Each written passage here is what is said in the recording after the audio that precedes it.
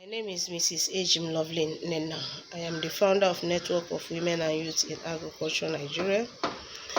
We are farmers and predominantly women and youth. We have heard about a lot about Bt Cowpea, and we have always said no, because Bt Cowpea is not what it's supposed to be.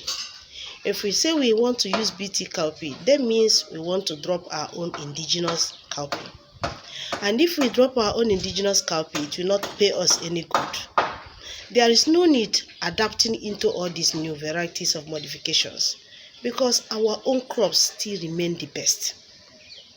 I see it as a means of enslaving us. Please, let all think very, very well. Bt Cowpea is not the answer. Instead, our indigenous cowpea is the answer. Because there is no way you will tell me that our indigenous cowpea, which have been with us for decades, years upon years, will not be doing good, because they are already mastering our soil.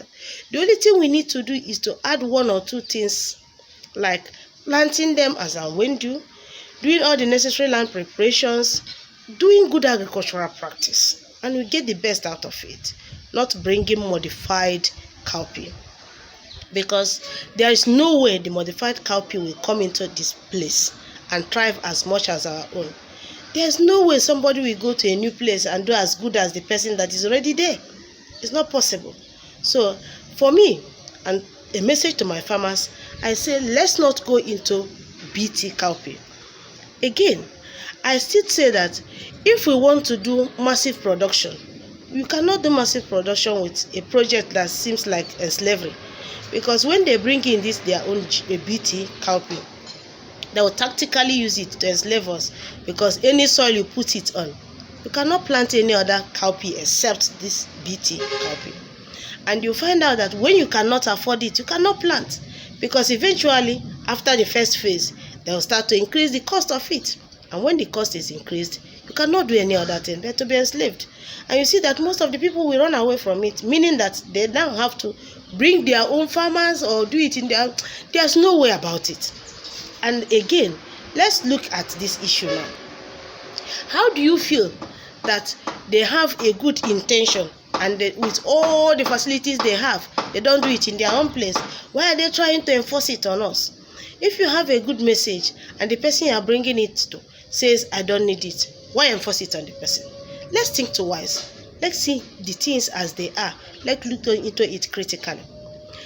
Again, let's find a way of making all of us understand that Bt Cowpea is not as favorable as they are talking about it.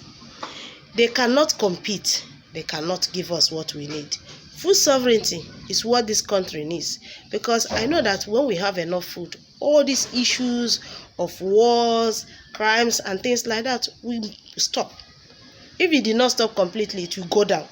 And that is what we are looking towards, because when you have food, you have happiness, you have joy. Now, as it concerns our pests and diseases, we have been controlling them from years ago. Our old mothers have used ash to control. They have used land rotation to control. They have used planting of certain crops like dogoyaro, like leguminous, some of these leguminous crops. All these things have been helping out, and we have been using it for decades, and they are working for us. Why now? The population is increasing. The lands are there. The farmers are striving to do all they can, but they are being frustrated with all these Bt this, Bt that. We don't need all these things. Let's come back home.